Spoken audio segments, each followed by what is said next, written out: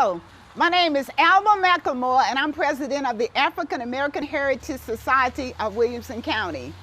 And I am standing on the porch of the Merrill Williams home at 264 Natchez, which is a significant historic structure in Franklin, Tennessee here.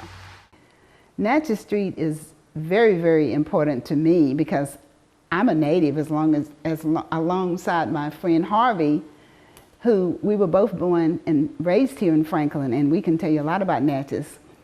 My grandparents lived here. I lived in Short Court. My grandmother lived on Natchez. My grandfather lived on Natchez, and there are many, many, many stories. This was a vibrant community of businesses, restaurants, and the lives of the people that lived here are so important. And as we continue to share the stories and appreciate and celebrate all of the contributions that the African Americans have made to the community, so many people that lived here made significant contributions to Natchez Street. And 264 is so important because I remember Mr. Fred Williams, and Cassandra, she was mine and Harvey's classmate. And Mr. Fred was a vital contributor to Natchez Street. He was involved in civil rights. He and some of his, some other men, they got together, and they were some of the first people that helped to integrate schools before the actual integration in '67. And Mr. Williams was, everybody in Franklin knew Mr. Fred Williams. So this house, 264, is the center of this Natchez Street District, and it's really the cornerstone of Natchez Street. And I could tell you, again, so many stories, but I'm going to let Harvey Chrisman share some things that he knows. Well, just like Alma said, I was born and raised in this community. My home is on Granbury Street, which is right at the corner of Natchez. Born there in 1951, lived there basically my whole life. This street here, Natchez, Granbury, Straw Street, 9th Avenue, 11th Avenue, Park Street. Those were the streets as a small child. That's where I grew up at. Just about everybody in the neighborhood knew your parents. If they didn't know your parents, they know your sisters, they know your brothers, your aunties, your uncles. And within this area, everything that you needed, you could get it. Whether I could go up right up the street off of Straw Street to the top, right up behind Natchez High School, to Mr. Poke Morton store as a little boy, and get my candy, cold drinks, even bologna, anything I wanted. And it was no more than 5 minutes from home. I started elementary school at Franklin Training School. That was the first grade.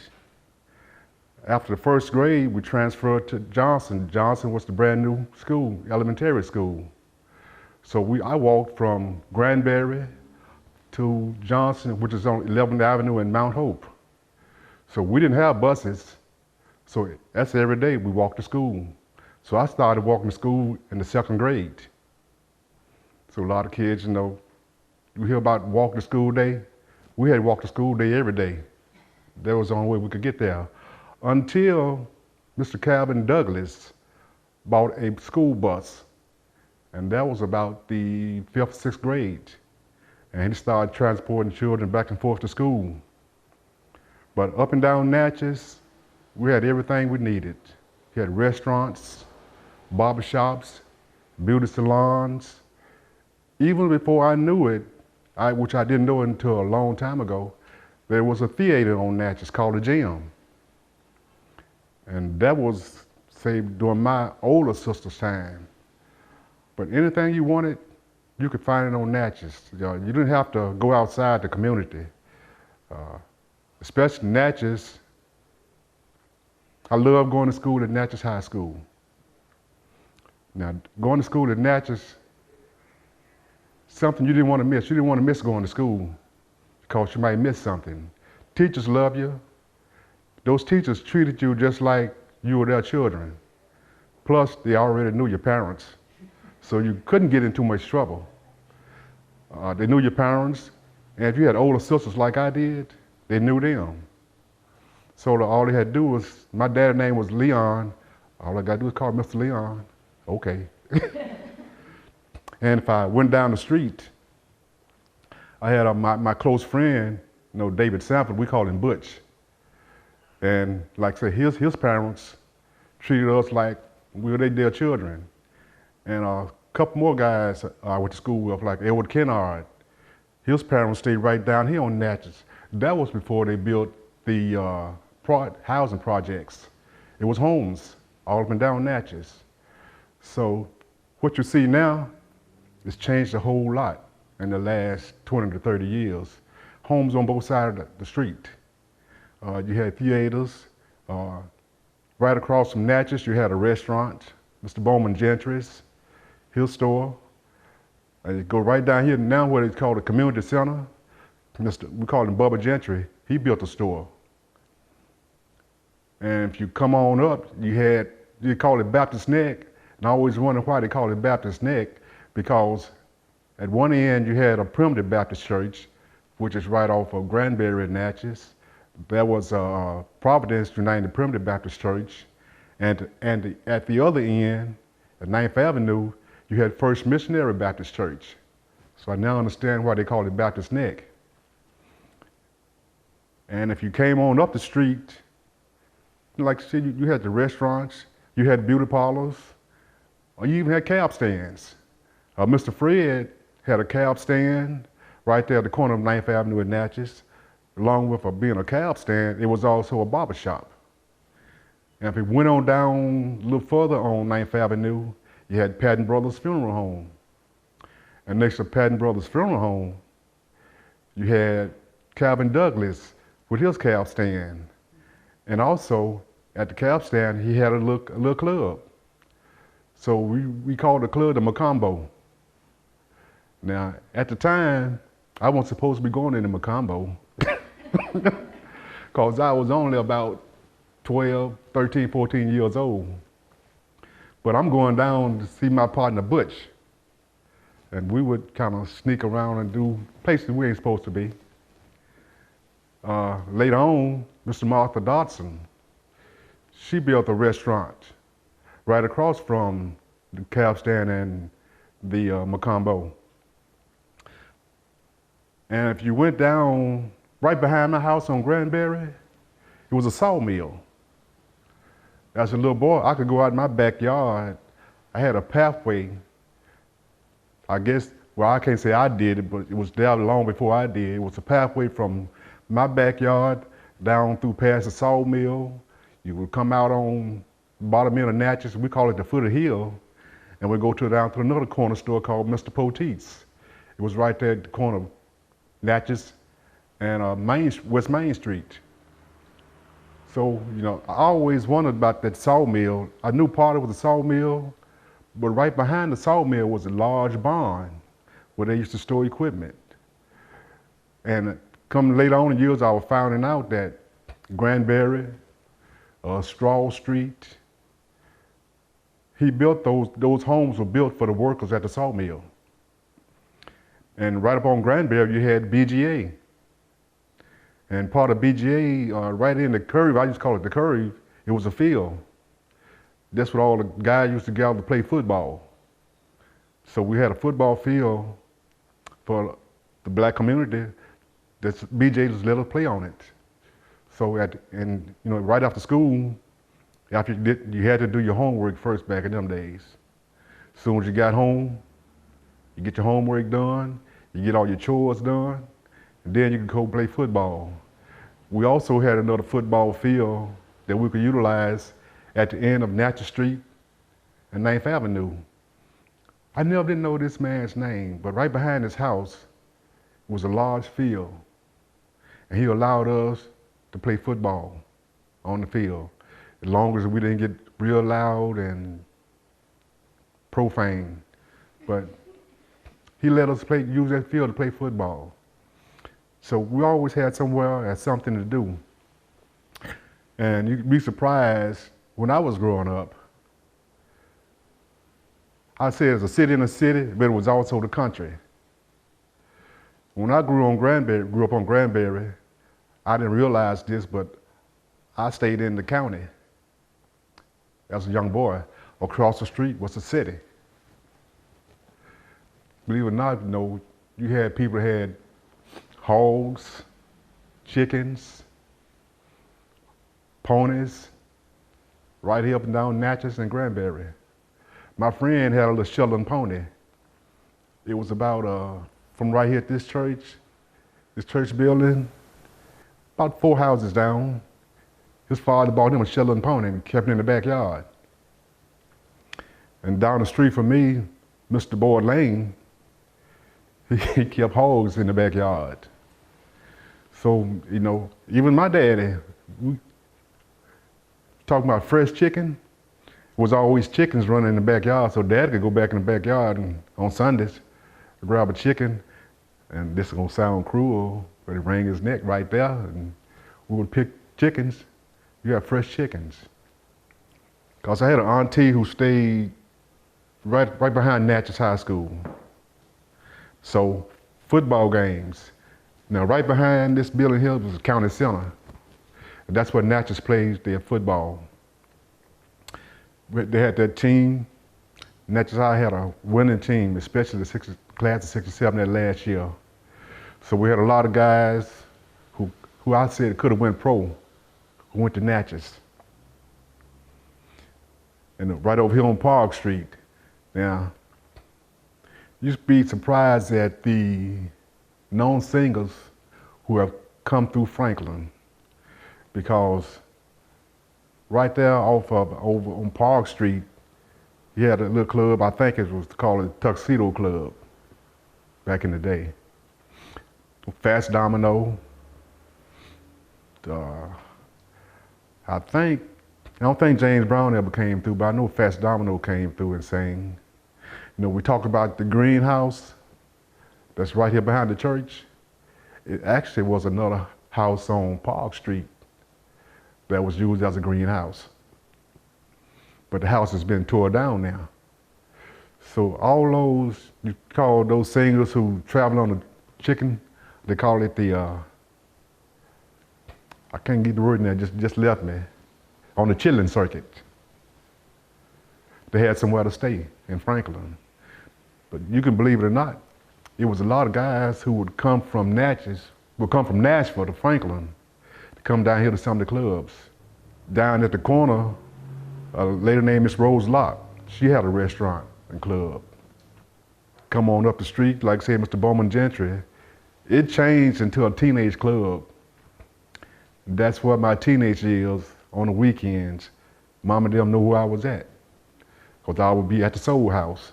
That's what we call it, the Soul House. I have a DJ who would always come in from Nashville. Even one of my close friends, who could have been one of the biggest music promoters there was in the Middle Tennessee area, Thomas Kennard, we call him TK the DJ. And Mr. Smith, who was related to Mr. Fred Williams, that's what his place. He got it for the teenagers, so we'd have somewhere to go on the weekend. So we had something to do. And also all the teachers, Mr. Hodgson, Mr. Sylvester Williams, Coach Reynolds, right up here in this county center. During the summer, when school was out, all the kids had somewhere to go and something to do. They started up here in the county center, right up behind the Carter House.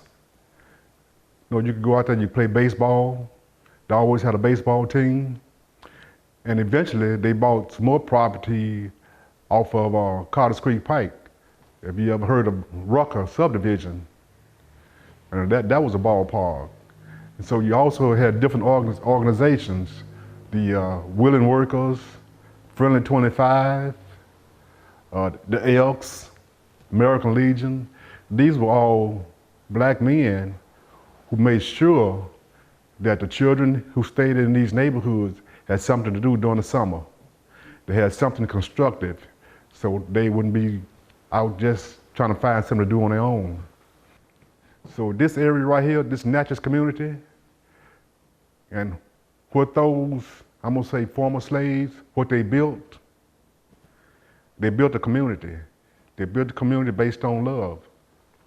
It didn't matter if you stayed in the Natchez community, or whether you stayed in the Mount Hope community, or whether you stayed in the Fairground community, or you stayed in the Rucker subdivision community.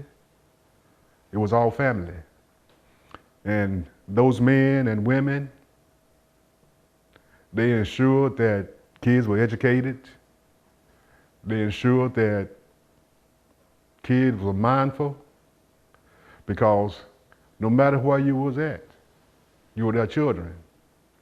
Now do y'all see why the Natchez Street Historic District is so important? There's so many stories, and Harvey has told you so many things, and he could share and talk a long time because he's got a lot of great history that he has experienced and he can remember. And I think it's awesome that we're able to preserve the 264 Natchez and the Merrill Williams home for a heritage center so that people can come and talk and share the history that's so important here.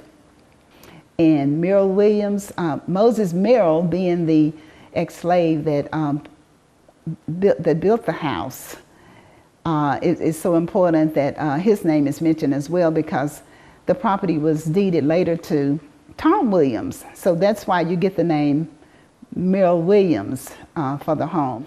That story is really significant. A.N.C. Williams, the only African-American person whose family ever owned property in downtown Franklin to this day.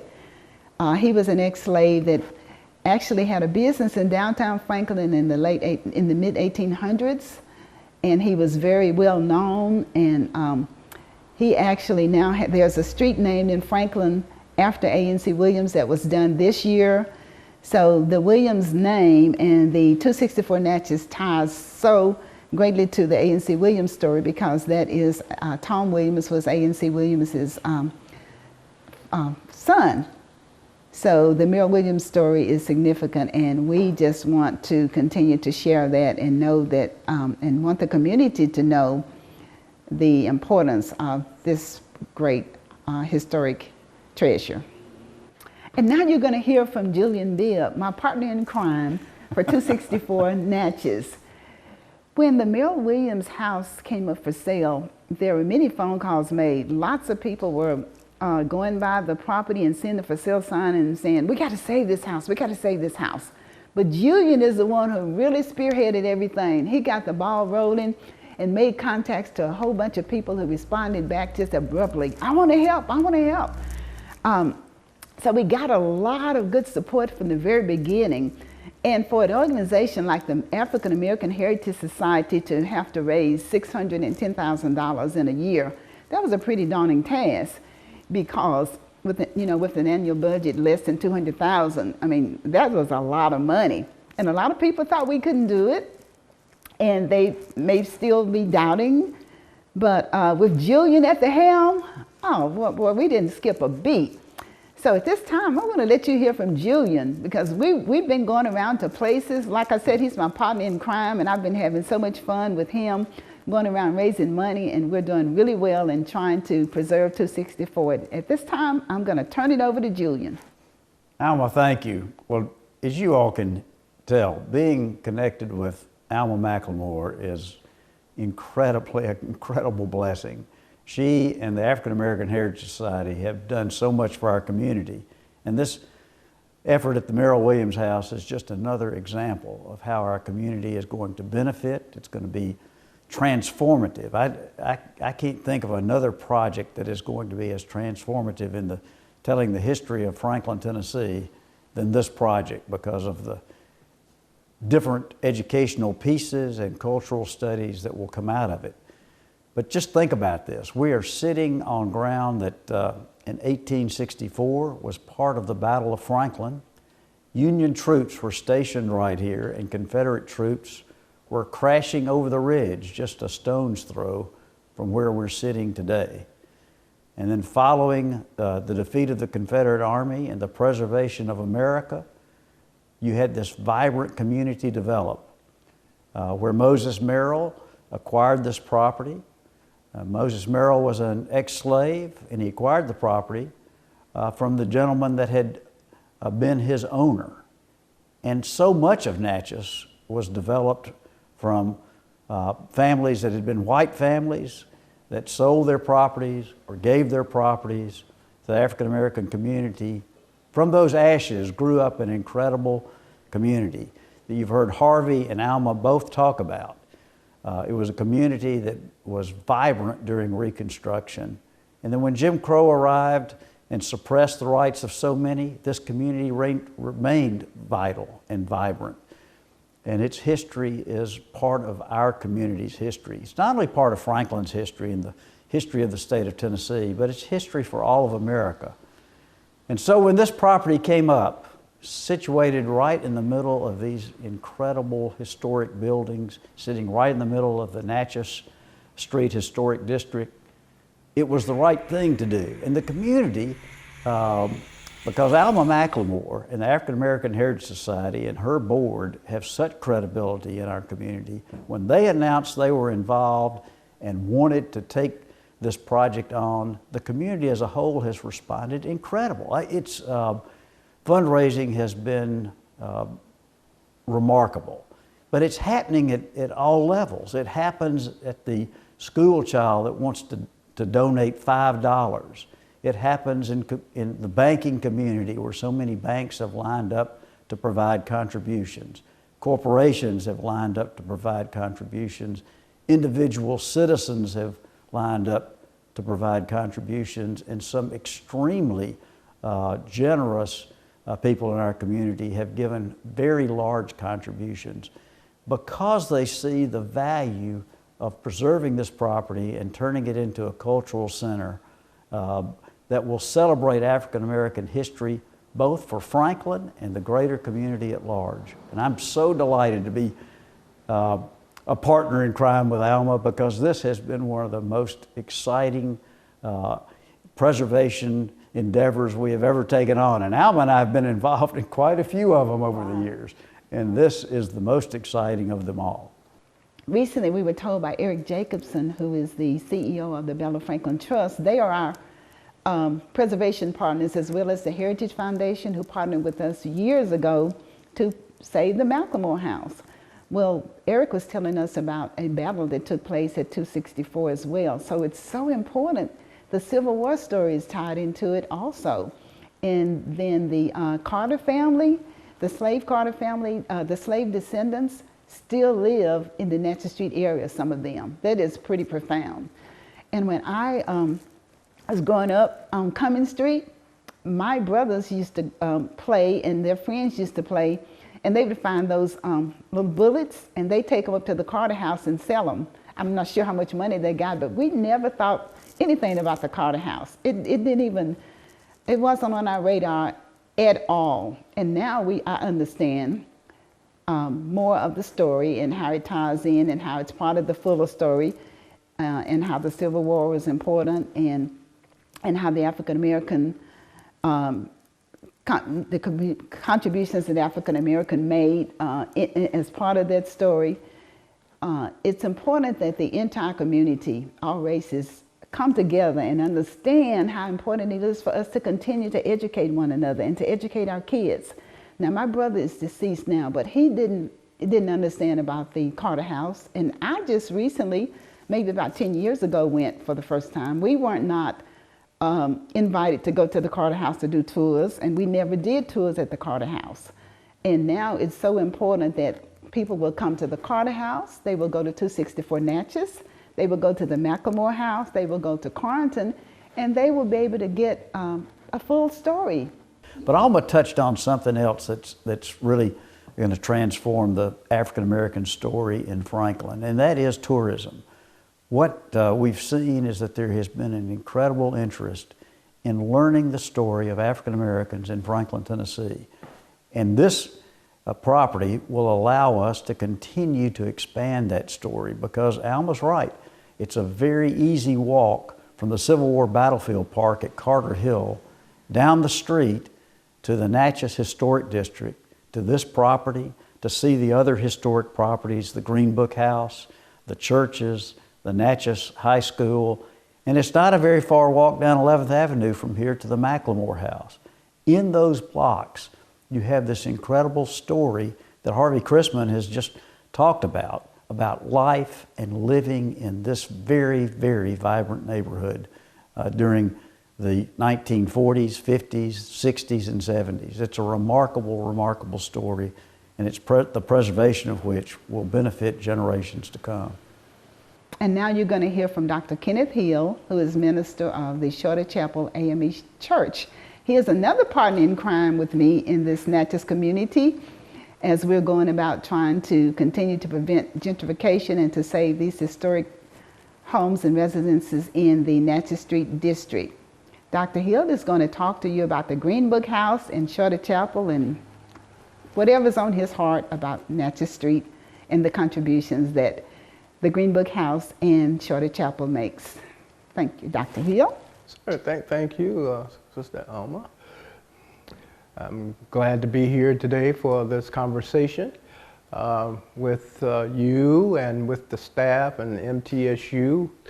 And as you've shared, I'm Dr. Kenneth Hill. I'm the 148th pastor of Shorter Chapel African Methodist Episcopal Church in its 153 years of existence here in the Natchez community. The church was organized right after the Civil War. In fact, we have been in existence since 1868, and then several years ago we celebrated our 150th anniversary. We're the fourth oldest church in the city of Franklin, and the church is named after Bishop Shorter, who was the 9th elected and consecrated bishop of the African Methodist Episcopal Church, which was organized under his leadership, Shorter Chapel. The church, again, was organized in 1816, so the denomination has been in existence over 200 years. And we have 5,000 churches worldwide and 7,000 clergymen, and I'm privileged to be one of them. I was sent here 7 years ago by our denomination, by our bishop, and I have been serving the Natchez community ever since. And I've learned a lot and still learning a lot about the Natchez community and the contributions that Shorter Chapel has made to this community, and the great people whose shoulders I stand upon and whose legacy that I indeed represent. And Sister Alma is part of the living legacy of this neighborhood, of this community, and I'm grateful and privileged to be a part of the legacy to continue it on for years to come. In fact, in my congregation, I have a living legend, Sister Mary Mills, who's a member of the board of the African American Heritage Society, and she always reminds me of all what Shorter Chapel has meant to her personally, as well as to this community. During the era of slavery and segregation, the African Methodist Episcopal Church has always been known as the Church of Freedom. We were founded and organized in a blacksmith shop. Richard Allen, the founder of the African Methodist Episcopal Church, was worshiping at that time at St. George's Episcopal Church in Philadelphia. And one Sunday morning, because blacks were segregated in the church, they decided to come down and worship at the altar. And as they sat down and were preparing to go to the altar to pray, as they were kneeling at the altar to pray, the officers in the church placed their hands upon their shoulders and said, "It's not time for you to pray." And so Richard Allen and Absalom Jones, who later became the first Episcopal priest in the Episcopal Church, and the followers got up and walked out, and so that exodus from St. George's Episcopal Church precipitated the founding of the African Methodist Episcopal Church, and Richard Allen, being the entrepreneur that he was a blacksmith. And he founded the church in a blacksmith shop. And so when you see our logo, that's the cross and the anvil, that anvil represents the beginnings of the African Methodist Episcopal Church. We are the people of the anvil. We were born in prayer at the altar. And our protest was to walk out of the church and to create and organize our own church. In 1816, our denomination had its first general conference, and when the African Methodist Church was born. And so Shorter Chapel in 1868 was organized, again by Bishop Shorter at that time, and he was elected the 9th bishop of the African Methodist Episcopal Church, and he was assigned to the states of Tennessee and Kentucky. And this was one of his first churches that he organized, the Shorter Chapel AME Church, and it was initially located downtown on 2nd and Church Street. And that building was a United Methodist Church, a white United Methodist Church at that time, and it was used by the Union soldiers as a hospital. So we're part of the Civil War history. So Civil War is also our war. We all must be custodians of that treasured history, as this neighborhood where battles were fought. And so our church was used as a hospital for Union soldiers. So this neighborhood is in the footprint of the early Civil War battles that took place. After the organization of the church, in the 1920s, that church was sold. Black people bought the church and decided to move the church from its location, first location on 2nd and Church, to the location here on Folks and 11 on Natchez. And the original bricks, the church was dismantled, and the bricks from that church were brought here in wheelbarrows by former enslaved black congregants. And so the building that sits on that corner are the original bricks from the first church, and the original windows are from the first church that was built. And so we've been sitting on that corner since 1923. And so during that time, during the era of then segregation, the church served again as a freedom house, as a house of safe haven for members of the black community here in Franklin who were living under segregation, and Sister Alma and Sister Thelma Battle, of course, have, particularly Sister Thelma Battle, has written a very extensive history of the neighborhood as well as the people in the neighborhood in this community. And so we must credit her for preserving, for posterity's sake, the history and the community of this treasured community, because the Williams House, the Green Book House, which we'll talk about in a moment, and Shorter Chapel are the anchors of this treasured community and story that has been preserved. And we want to give real thanks for Sister Thelma Battle for her work that she has done over the years, as well as others like Pearl Browsford and others who I've learned about over my time living in this community, and I thank them for welcoming me into the community. And so I have grown in my appreciation of the rich history and legacy that this community has.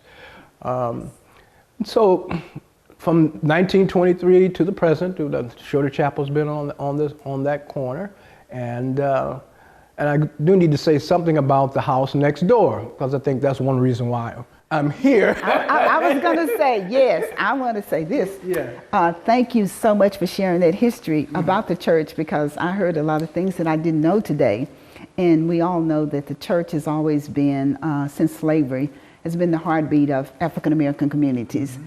And we have 4 in this Natchez Street area And so we're excited about the history of the churches, and I just appreciate you and sharing all of that, and I cannot wait to hear about another treasure that is owned by Shorter Chapel, the Green Book House. Amen. That's another learning experience for me. I was sitting at a meeting one day, and I received a phone call from Sister Alma. She says, I hear that you guys are looking at the house that you own next door, and that your trustees may be considering demolishing it. Right. Ooh, scary, scary. So I think that was divine providence. And I said, yeah, we're considering doing that because the former occupants, we were looking for more parking because we're kind of landlocked on the corner. So we were looking to have more parking. And so she made an appeal to me, well, can we, I have a group of people, preservationists, as well as myself, to sit down and talk with you about the historical value of that property. I said, so certainly. And so we sat down, Sister Alma and Sister Pam Lewis, right? There's a Pam Lewis and others, to talk about the historical value of the house next door, which now we know as the Green Book House. Right. And of course, the Green Book House was popularized by the movie, right, The Green Book. Mm-hmm. And yes, the property next door was owned by the Gaylord family.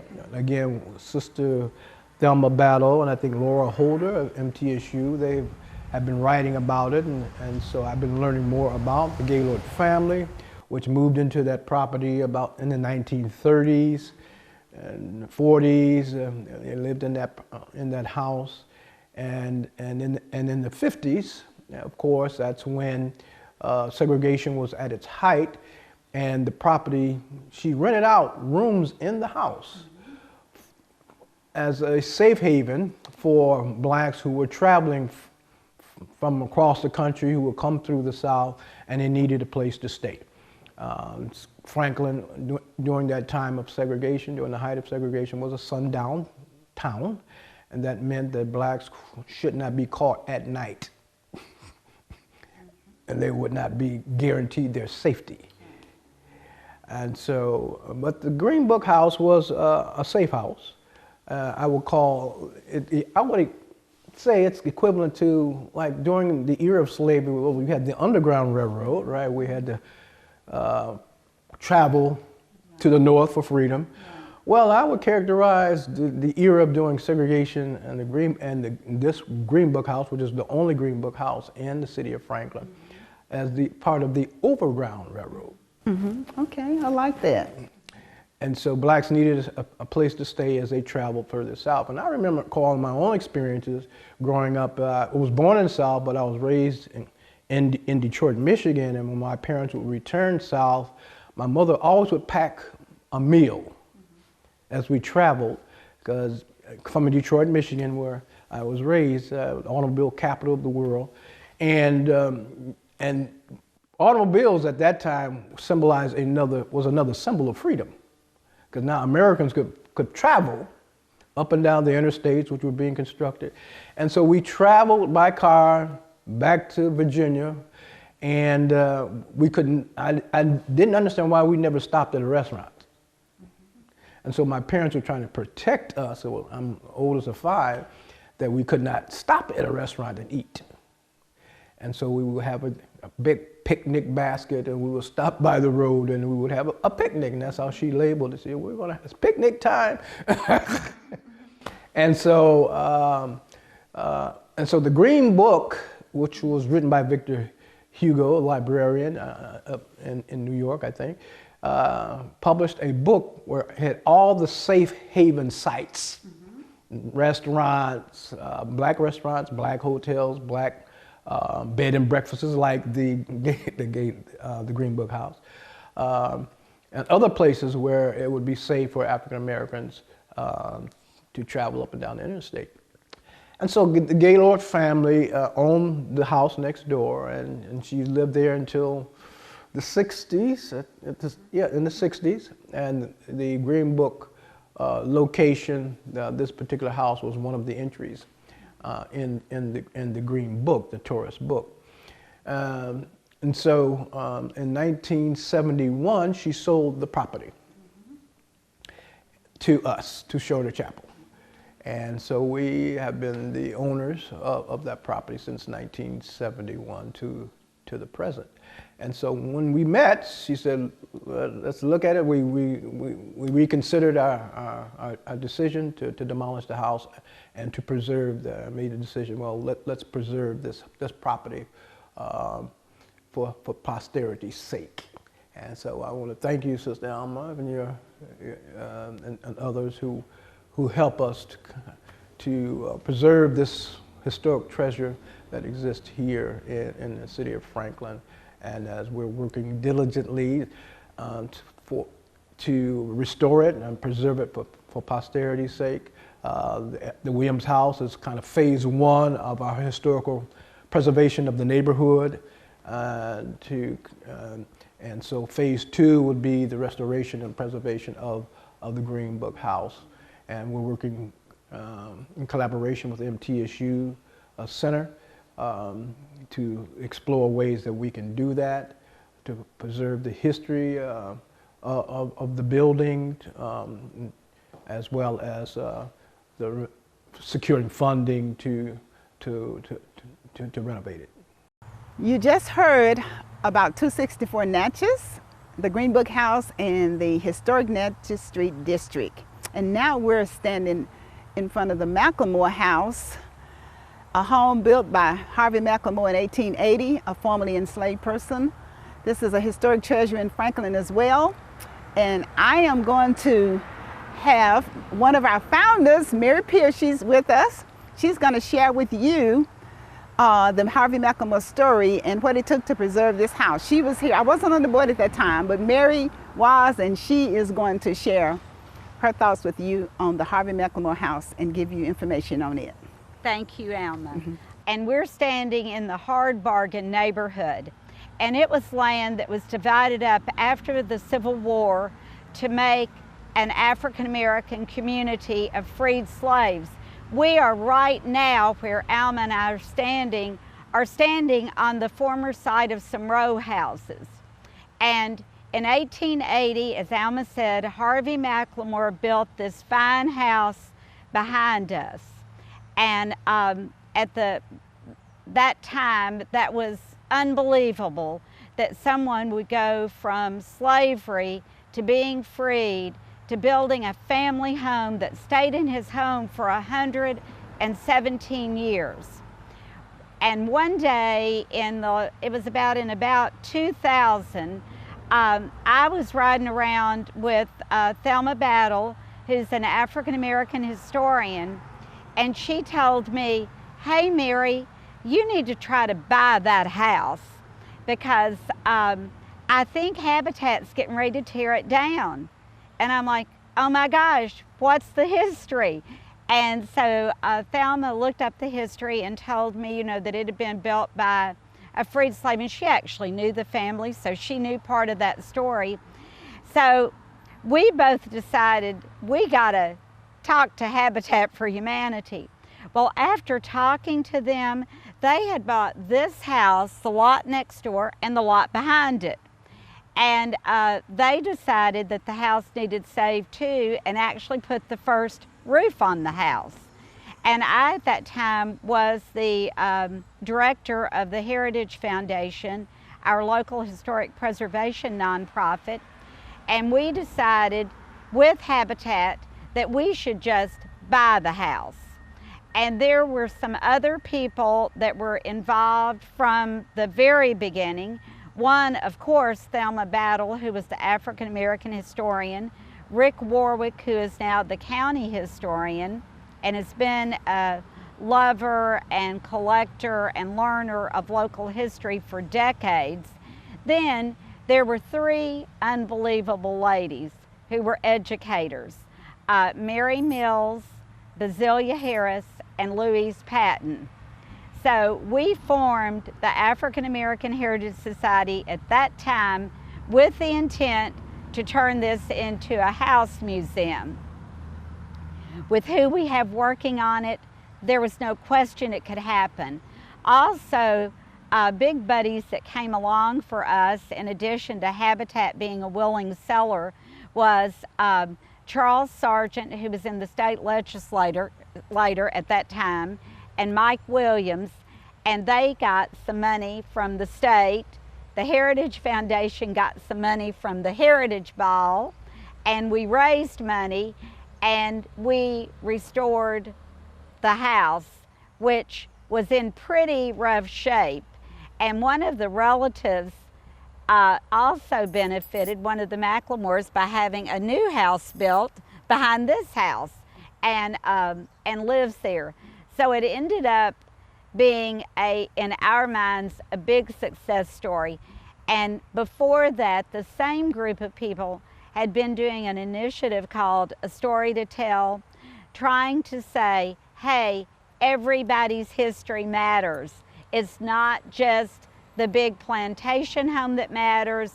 It's not just the oldest big old house in downtown Franklin that matters, but everybody's history matters. And we're still trying to do that today. Hello, my name is Christy Farrow, and I am the Director of African and African American History with the Battle of Franklin Trust. And we have partnered with the African American Historical Society and Macklemore House to tell the next stage of the story. At the homes that I work at, Carter and Carnton, we are telling the story of slavery and the Civil War and how slaves were given their freedom. But we don't get to tell the next step, which is freedom and learning how to be free, and that journey that freedmen had. And it really is one of the generations of history that is my passion. 4 million people were freed, and they didn't even own the clothes on their own back. And that journey is an incredible journey that we don't focus on that often, because we're learning about slavery and civil rights.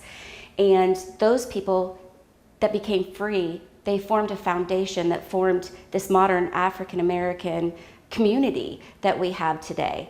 And in Franklin, specifically, Harvey Macklemore's family, they owned this house for over 100 years. And so it's 3 generations of a family that lived here that each had a distinct impact on their communities. Harvey was a freedman. He was owned by a man named Atkins Macklemore, and then Atkins' son, William Macklemore, purchased him. And Harvey was able to build his own house in 1881, which is an incredible achievement for a laborer. He wasn't a skilled carpenter or a blacksmith or a teacher or a lawyer. He couldn't even read and write, but he built his own house, and his house still stands today. And honestly, I think Harvey would be incredibly shocked that we would be going through his house, and that it would be a historical site, 150 some years later. So this story that we tell, we start with Harvey, and we talk about the Freedmen's Bureau and the Freedmen's Bureau impact on Southern communities. And the Freedmen's Bureau was an arm of the U.S. military, but they came in to communities in the South, and what they did was they tried to ease the transition from slavery to freedom for these newly freed 4 million people. And they gave them an education. They made sure medical needs were taken care of. They made sure that they were making labor contracts. They were telling them your labor is valuable. You deserve to be paid, and making sure that happened, and helping to feed and clothe. And those things are extremely important. Freedmen's Bureau records are available to the public, and every time I get a guest here, I absolutely tell them, go read Freedmen's Bureau labor contracts and understand how they worked. And most of the time they weren't even fair, but it was at least something that they were getting from a value for their labor, which I do think is important. And Harvey Macklemore built this house in 1881. His family lived in it for over 100 years. He is a laborer, he's a carpenter, he's a farmer, and he's making an impact. But the world that he's living in is important to understand as well. Here in Franklin, it was very racially divided. In 1860, there were 22,000 human beings who lived in this county. Over 12,000 of them were enslaved, more than 51% of the population. Today in Williamson County, it's only 5% African American.